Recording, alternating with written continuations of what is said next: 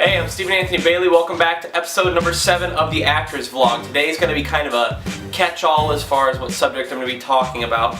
This is going to be titled Miscellaneous because there's a lot of different subjects that I think I can talk about that will be fun little tips for you to have that don't necessarily need to be stretched out into one long episode. Okay, here we go.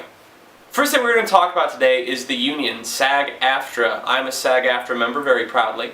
We're going to talk about, how to join and when to join. Okay, so here's how to join. There's a number of different ways. You can do it through doing background work. I had a buddy of mine who did, he got 3 of the golden tickets, that's what we call them. They're gold SAG vouchers, which means he was a non-union actor that went to set as a background performer, and they hired him as a union performer because there's a rule that each production has to have a certain number of SAG background actors, SAG-AFTRA background actors, that is, on the production. So if they can't get an actual SAG-AFTRA actor onto the production, they can give that spot to a non-union actor. So if a non-union actor collects 3 of those SAG golden vouchers that you fill out, then you are now eligible to pay the initiation fee and become SAG-AFTRA.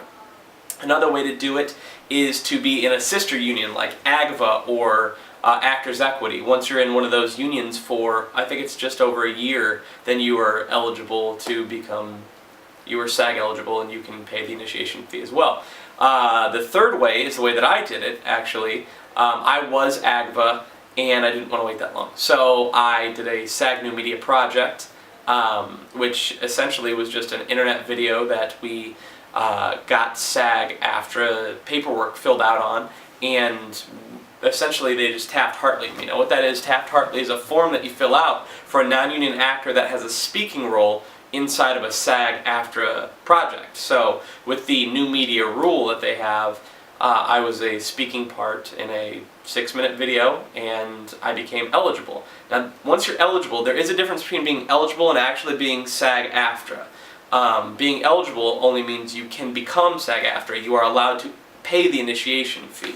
But if you are not SAG-AFTRA, you can't just go into the SAG-AFTRA offices and say, hey, here's the money for the initiation fee, I want to become union. They'll just say, no, you're not eligible, you can't do that. Right now, the rules, especially with the SAG New Media rules, the union is very loose right now. I don't know how long that is going to be open for people to use. I remember when it first kind of became a thing, people were like, oh, that's only going to be temporarily. People aren't going to always be able to do that, but it's still available to be done now, and I've been out here for about 5 years. So, just over 5 years. So, it's still a thing, so take advantage of it while you can. Those are the 3 ways you get in. So again, collect 3 SAG vouchers doing background work, do a SAG New Media project, fill out the Taft-Hartley paperwork, and become SAG eligible that way, which means you can do it if you have an iPhone and a YouTube account. And if you have the internet, you can go onto the SAG-AFTRA website and fill out the paperwork.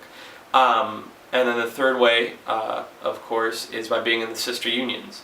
Now, back in the day, that was the most common way of becoming eligible, was by being part of the sister unions. You know, a lot of people would come up through the theater and become Actors Equity after doing equity shows, and then they would wait a year and then they'd be eligible, and then they'd be able to get their SAG card. So that's how you become eligible, and then you pay the initiation fee. When I became SAG, I took out the loan to pay the initiation fee off. Now that added a bit of money, obviously, because you're taking a loan.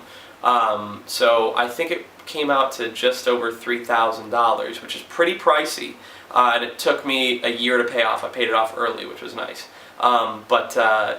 It's pricey to join unions. Make sure that you're making the right choice. And taking the loan was the best way for me to go, because I didn't just have $3,000 lying around to give SAG so I could become union. So before you become union, you need to know when is the right time for you to become union, because there's so many great opportunities for non-union actors, and it's so hard to kind of get your wheels turning if you just join SAG-AFTRA right out of the gate and you don't have your co-star credits, your guest star credits, etc. So right now there's all kinds of these reenactment shows where you can get, some credits going. There's a lot of non-union commercials right now. That might not always be the case, but right now I know there's a lot of them that are going national. I have a non-union friend who, he's just not going union because he was getting so many commercials that's all he was doing really, was, auditioning for projects and making his own projects, but he was paying the bills by doing these non-union commercials because he was booking so many of them. So there are a lot of opportunities. I would say don't join too early. Make sure that you do have a nice, solid resume before you join. I had already done a few feature films and a lot of short films and web content, a lot of theater. I had a pretty solid resume when I joined. For me personally, I was having a tougher time as a non-union actor getting any kind of paid work. So when I became union, it opened the door for me for a lot of different auditions. And I started being taken seriously here in Los Angeles by the casting directors. Because if you're not union, it makes it more difficult for them because they would have to Taft-Hartley you and make sure that you were union and things of that nature before they can give you a union job. So for me it was a good idea to join when I did. I was already out here for about 2.5 years when I joined up. I'm coming up on my 3rd anniversary as a SAG-AFTRA actor.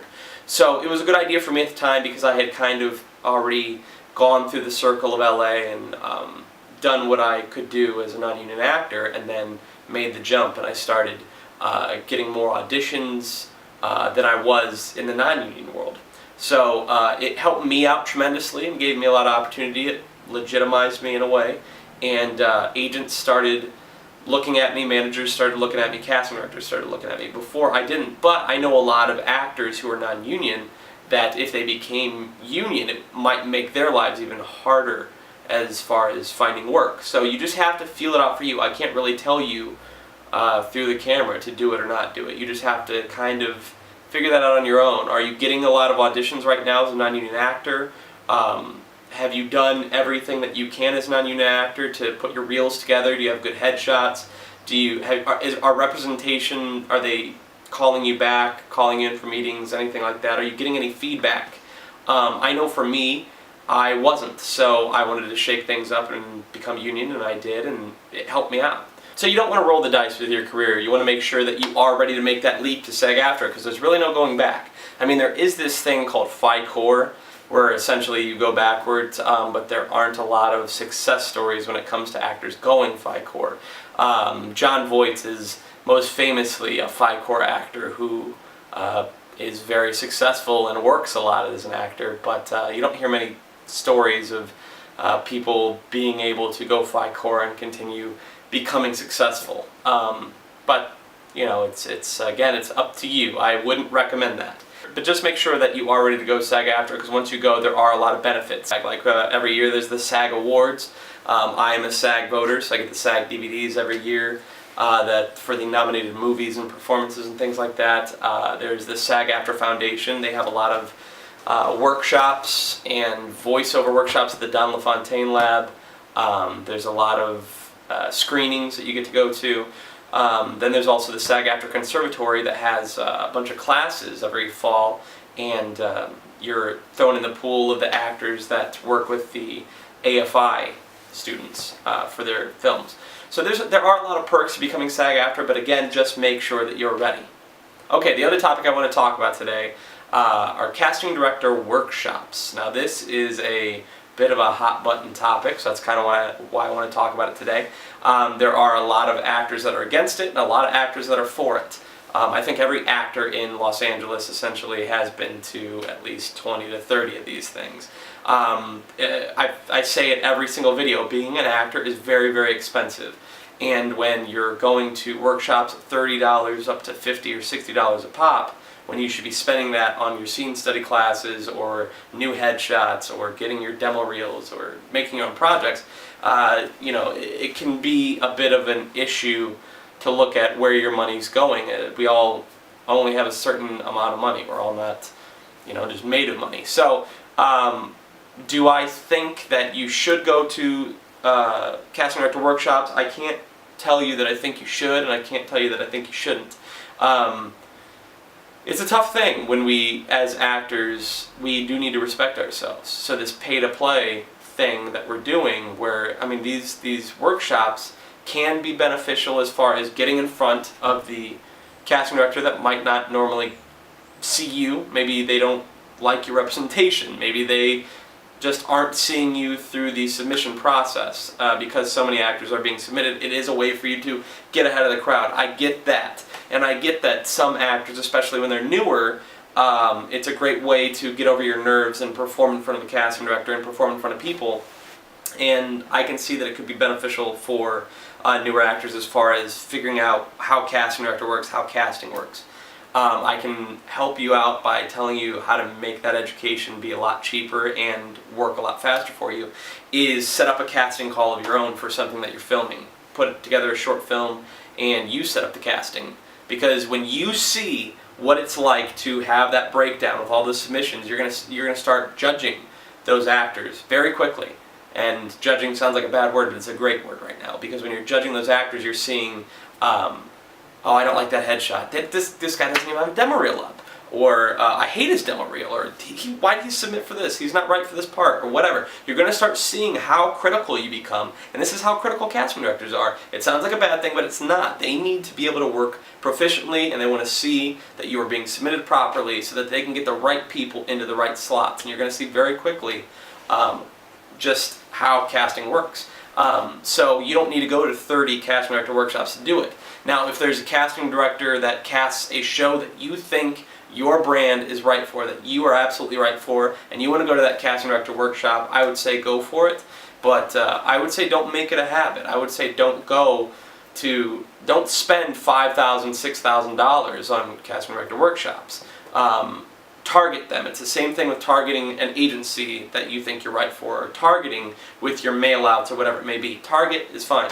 But as of right now, I mean, Billy DeModa and a lot of other great casting directors are, in fact, helping to battle this pay-to-play thing that's going on in our industry, which is very awesome. As far as casting director workshops go, people always ask me, well, have you ever been called in to audition from them? Yeah, I have. I actually have. But I know a lot of people that haven't as well. So that is where I'm just like, I don't want to say I'm 50-50 on the subject. I'm more like 65-35. But at the same time, this is a tough industry, and you gotta take your edges wherever you can, because if you don't, you're going to get left behind. But I am proud to see that our industry is starting to change, and it is starting to evolve, and it is starting to come back to respect the actor. This entire idea of everything going digital is putting money back in our pockets. The idea of cast directors opening up to go to more theaters, stand-up shows, showcases, etc., and take meetings with actors is going to put money back in our pockets and give us a little bit more of that power back and a little bit more respect back as actors and things of that nature. So I think it's a very good thing. But until that day happens, there are certain casting directors that are open to that are only open to the workshops. And if you feel like you need to be doing that to give you that edge, go for it, I say. But you know, hopefully one day we do get rid of this altogether and start creating more of a balance as far as actors having an opportunity to meet casting directors and get their names out there and get an opportunity to audition and have a chance be taken on them, instead of feeling like they're lost out here in a sea of actors, because there are a lot of actors, that's the truth of it. And there are a lot of roles because there are a lot of TV shows, but at the same time there's really not that many when you think about the ratio of how many out-of-work actors there are wanting a job and how many jobs there are. And there are a lot of different casting directors out there, so if you wanted to take a workshop with each casting director, you'd be taking a lot of casting director workshops. So there are some casting directors out there that will not do paid casting director workshops, and that's a very noble thing, and for me as an actor, I definitely appreciate that. Rana Kress was actually somebody who I met at the SAG-AFTRA Foundation, and she allowed me to audition for some projects, so that was very cool. So you never know when you're going to get brought in, and you never know which casting directors are there with good intentions and are really, really looking for actors, or which ones are there because we're all hustling out here and we all have to survive and we all have to eat. Which I get, I really do get the hustle, but at the same time it's time for that to stop. It's time for us to clean our industry up a little bit. If you're non-union, when I was going to casting director workshops when I was non-union and didn't have representation, they weren't even looking at me.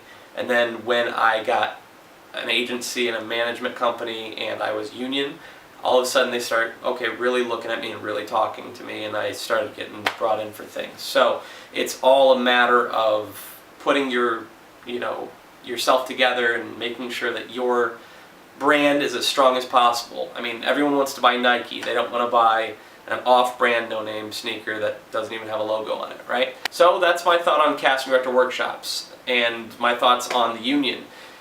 I know this wasn't extremely, beneficial as far as me telling you what to do, but I can't tell you what to do. You have to make your own decisions with your career. This is your career and you have to take it seriously. You have to weigh the options and you have to use your own judgment, because I can tell you how to get so far, but really when it comes down to it, you just have to judge the business based upon your brand and how people are reacting to you. What's working, what's not working. And if something's not working, you have to change it. You can't expect the result to change. If it doesn't work the first few times, it's not going to work. Or it probably won't work. If it does work, it means you've changed it in some way to make it work. So always keep evolving and always keep hustling, keep grinding, and always keep thinking, what can I be doing extra? What else can I do to move myself forward? What else can I do to open up another door or open up another window? So you just have to figure it out. Always be thinking strategically on what you're doing with your career. Cool? Alright, that's it for today. Those are the 2 topics I wanted to talk about. I'm going to come back with some more topics very soon. Keep, like I said, keep hustling, keep grinding, don't stop, never stop, can't stop, won't stop. Alright, I'm Stephen Anthony Bailey. Thank you for watching, and I'll be back with episode 8 of the Actors Vlog. See you later.